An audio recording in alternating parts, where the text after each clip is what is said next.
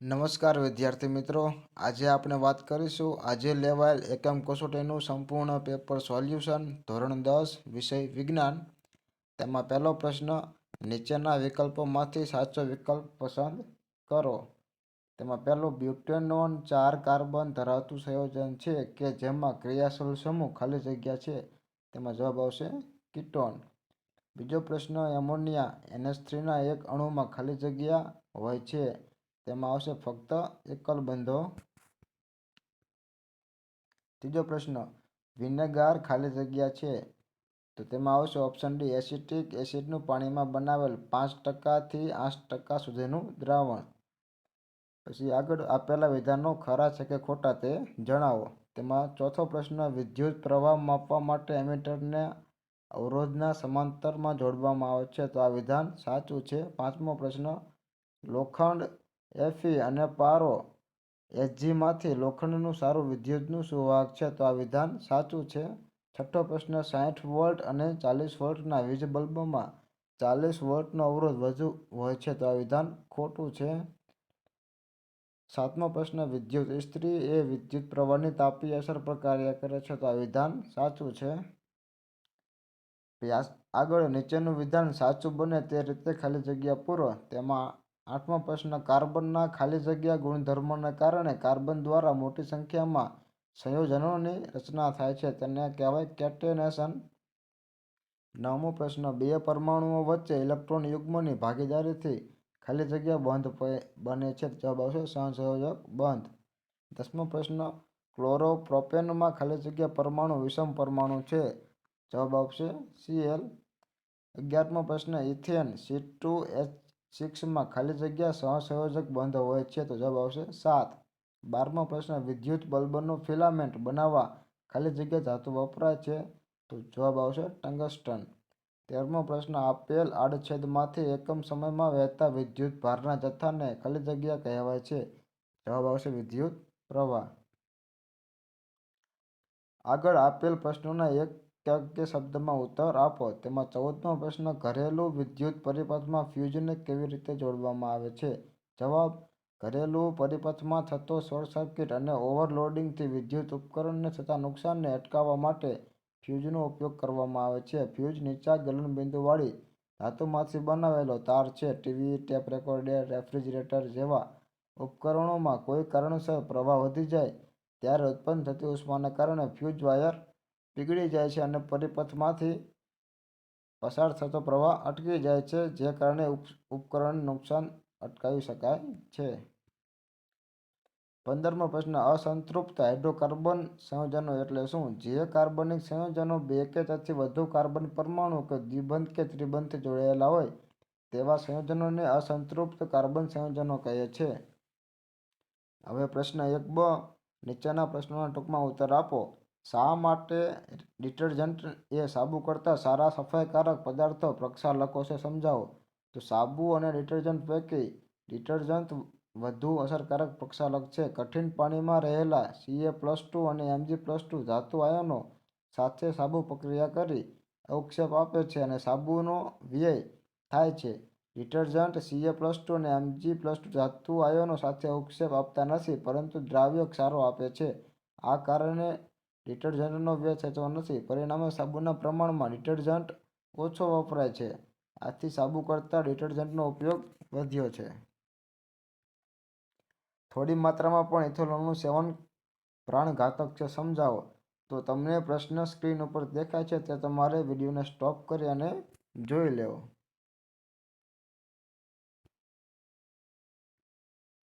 ત્રીજો પ્રશ્ન, ફ્યુઝ વાયરનો ઉપયોગ કરવાથી તે વિદ્યુત ઉપકરણને કઈ રીતે બચાવી શકશે. તો જવાબ, અવાહક આધારના બંને છેડે ધાતુના સંપર્કો સાથે નીચા ગલનબિંદુવાળી ધાતુનો વાયર જોડવામાં આવે છે. જ્યારે કોઈ કારણસર પરિપથમાં પ્રવાહ વધી જાય ત્યારે ઉત્પન્ન થતી ઉષ્માને કારણે ફ્યુઝ વાયર પીગળી જાય છે અને ફ્યુઝને નુકસાન થતું બચી જાય છે.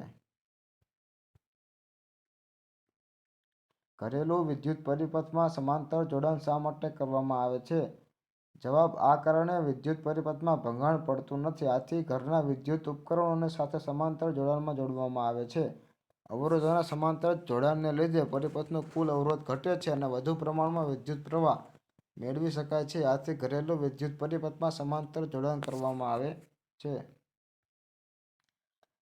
5મો પ્રશ્ન, વિદ્યુત બલ્બના ફિલામેન્ટ બનાવવા માટે લગભગ એકમાત્ર ટંગસ્ટનનો જ ઉપયોગ કેમ થાય છે? તો જવાબ, જ્યારે વિદ્યુત બલ્બના ખૂબ પાતળા અને ઊંચા અવરોધવાળા ટંગસ્ટન ફિલામેન્ટમાંથી વિદ્યુત પ્રવાહ પસાર થાય છે ત્યારે ફિલામેન્ટ ખૂબ ગરમ થાય છે અને પ્રકાશનું ઉત્સર્જન કરે છે. ફિલામેન્ટ બનાવવા ટંગસ્ટન ધાતુનો ઉપયોગ થાય છે કારણ કે તેનું ગલનબિંદુ ખૂબ ઊંચું હોય છે. તેના ઊંચા ગલનબિંદુના કારણે તે પીગળ્યા વગર ઉષ્મા જાળવી રાખી ખૂબ ગરમ થાય છે અને પ્રકાશ ઉત્સર્જિત કરે છે. પ્રશ્ન 2. નીચેના વિકલ્પોના જવાબ આપો. તેમાં પહેલો વિકલ્પ, વિદ્યુત પરિપથમાં ખાલી જગ્યા જે સંકેત આપેલો છે તે સંકેત શેનો નિર્દેશ કરે છે? તો જે સંકેત છે તે ખુલ્લી સ્વિચનો નિર્દેશ કરે છે.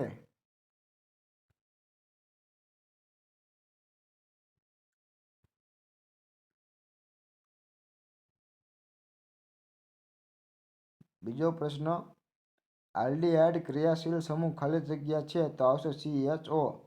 હવે ત્રીજો પ્રશ્ન, CH3 એક બંધ CH2 એક બંધ C ડબલ બોન્ડ CH નું IUPAC નામ જણાવો. તો આવશે એક બ્યુટાઇન.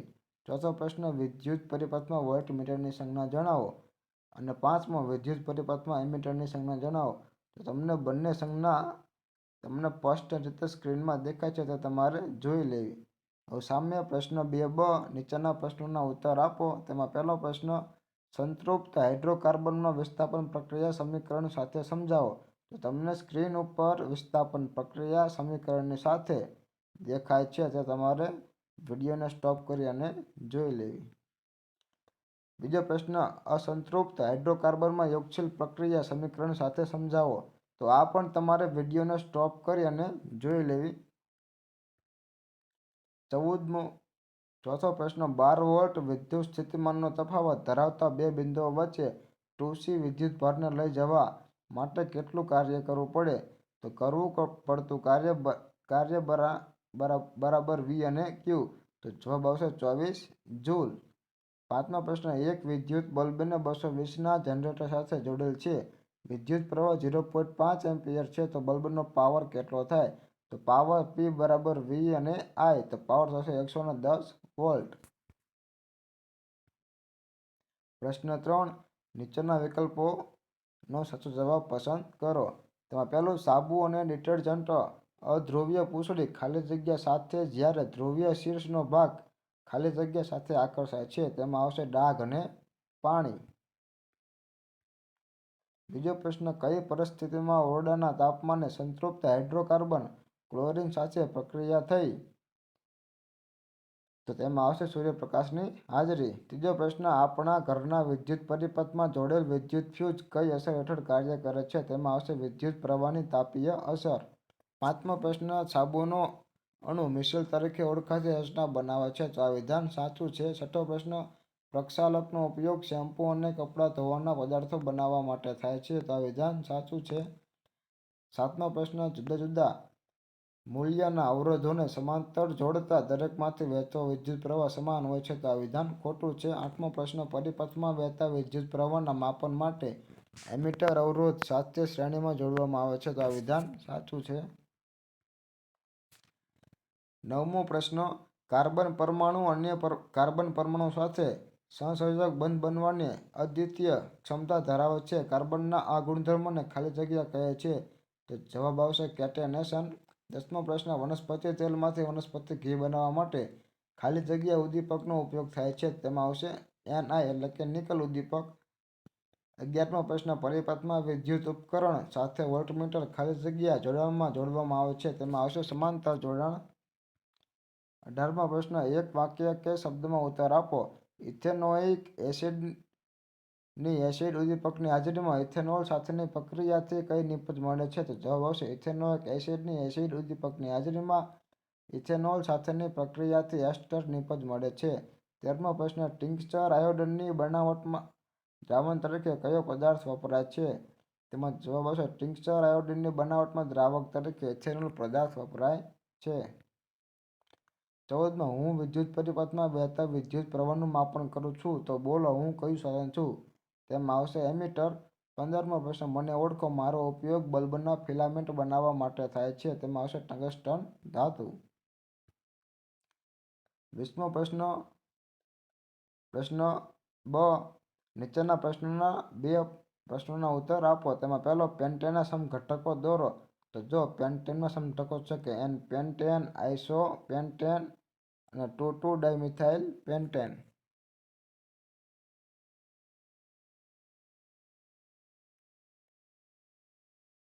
એસ્ટિકરણ પ્રક્રિયા સમજાવો. તો એસ્ટિકરણ પ્રક્રિયા તમને સ્ક્રીન ઉપર દેખાય છે, તો તમારે જોઈ લેવી. કાર્બન અને તેના સંયોજનોનો ઉપયોગ મોટે ભાગે બળતણ તરીકે શા માટે કરવામાં આવે છે? તો આ પણ તમારે સ્ક્રીન ઉપર તમને પ્રશ્ન દેખાય છે, તેમાં તમારે વિસ્તૃત જોઈ લેવો. છઠ્ઠો પ્રશ્ન વાહકમાં વહેતા વિદ્યુત પ્રવાહનું મૂલ્ય કઈ બાબત પર આધાર રાખે છે?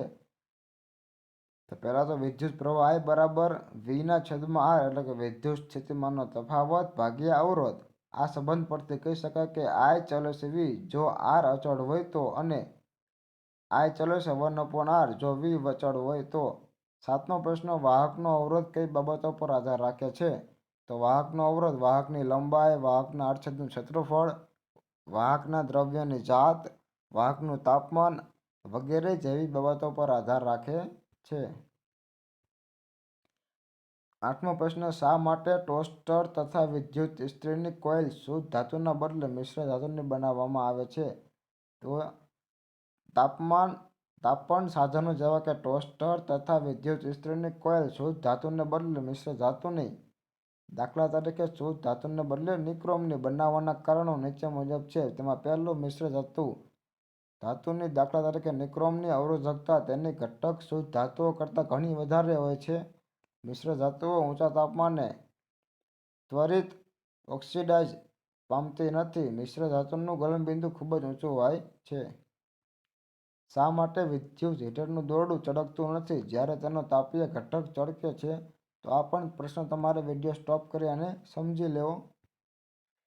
10મો પ્રશ્ન 400 વોલ્ટનું રેટિંગ ધરાવતું વિદ્યુત જનરેટર 8 કલાક પ્રતિ દિવસ ચલાવવામાં આવે તો 30 દિવસમાં કેટલો યુનિટ ઉર્જા વપરાશે?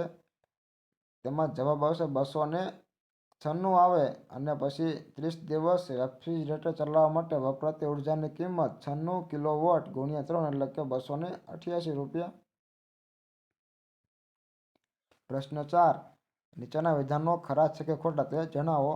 તેમાં પહેલું આલ્કોહોલમાં રંગક ઉમેરતા ભૂરા રંગનો બને છે જેને વિદ્યુત આલ્કોહોલ કહે છે. તો આ વિધાન સાચું છે.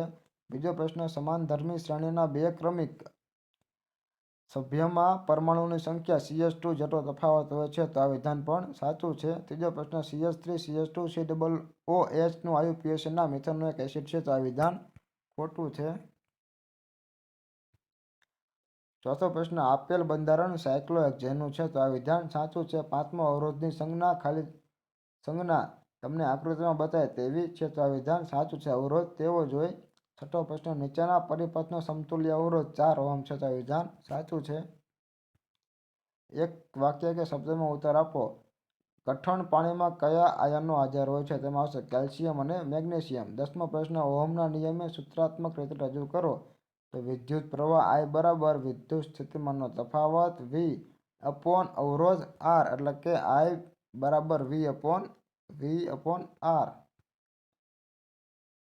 પ્રશ્ન 4b નીચેના કોઈપણ એક પ્રશ્નનો ઉત્તર આપો. તેમાં પહેલું સલ્ફર અણુ S8નું ઇલેક્ટ્રોનિક બિંદુ નિરૂપણ અને બંધારણીય સૂત્ર દોરો. તો જો આપણે સ્ક્રીન ઉપર સરસ મજાની આકૃતિ આપેલી છે. બેન્ઝીનનું ઇલેક્ટ્રોનિક બિંદુ નિરૂપણ અને બંધારણીય સૂત્ર દોરો. તો તે પણ આપણને સ્ક્રીન ઉપર સરસ રીતે દેખાય છે. ત્રીજો પ્રશ્ન સંતૃપ્ત અને અસંતૃપ્ત હાઇડ્રોકાર્બન એટલે શું? તો સંતૃપ્ત હાઇડ્રોકાર્બન સંયોજન જે કાર્બનિક સંયોજનોમાં કાર્બન પરમાણુ માત્ર એકલ બંધથી જોડાયેલા હોય તેવા સંયોજનોને સંતૃપ્ત કાર્બન કહે છે. હવે બીજું અસંતૃપ્ત કાર્બન સંયોજનો જે કાર્બનિક સંયોજનોમાં બે કે તેથી વધુ કાર્બન પરમાણુઓ દ્વિબંધ કે ત્રિબંધથી જોડાયેલા હોય તેવા સંયોજનોને અસંતૃપ્ત કાર્બન સંયોજનો કહે છે. ચોથો પ્રશ્ન, 6 વોલ્ટ વિદ્યુત સ્થિતિમાનનો તફાવત ધરાવતા બે બિંદુઓ વચ્ચે 1 કુલમ વિદ્યુત ભારને લઈ જવા માટે કેટલું કાર્ય કરવું પડે? તો આવશે 6 જૂલ. જવાબ. પાંચમો પ્રશ્ન, એક વિદ્યુત બલ્બને 220 વોલ્ટના જનરેટર સાથે જોડેલ છે. વિદ્યુત પ્રવાહ 14 એમ્પિયર છે. તો બલ્બનો પાવર કેટલો હશે? તો પાવર આવશે 3080 વોલ્ટ. નીચેના સંયોજનોના IUPAC નામ પરથી બંધારણને સૂત્ર આપો. તો જવાબ આપણે સરસ મજાની રીતે અલગ અલગ કલરમાં IUPAC નામ આપેલા છે. બીજો પ્રશ્ન, નીચેના સંયોજનના બંધારણીય સૂત્ર પરથી IUPAC નામ આપો. તો પહેલું CH3CH2CH3 એટલે કે પ્રોપેન. બીજું CH3CS ડબલ બોન્ડ CH2 એટલે કે પ્રોપીન. ત્રીજું CH3C ટ્રિપલ બોન્ડ CH એટલે કે પ્રોપાઇન.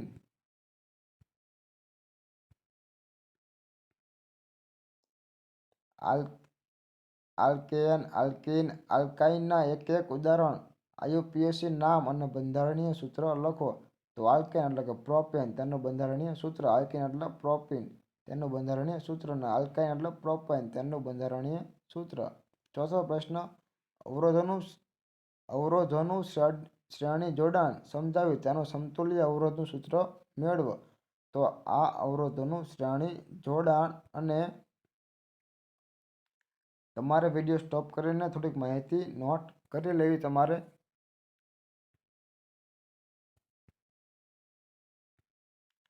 છેલ્લો પ્રશ્ન, અવરોધોનું સમાંતર જોડાણ સમજાવી તેનું સમતુલ્ય અવરોધનું સૂત્ર મેળવો. તો આ પણ તમારે વિડીયો સ્ટોપ કરી અને જોઈ લેવો. તો વિદ્યાર્થી મિત્રો, અહીં આપણે આજે લેવાયેલ એકમ કસોટીનું સંપૂર્ણ પેપર સોલ્યુશન પૂર્ણ કરે છે. જો તમને મારો આ વિડીયો ગમે તો વિડીયોને લાઇક કરો, શેર કરો અને મારી આ યુટ્યુબ ચેનલને સબસ્ક્રાઈબ કરો. ધન્યવાદ.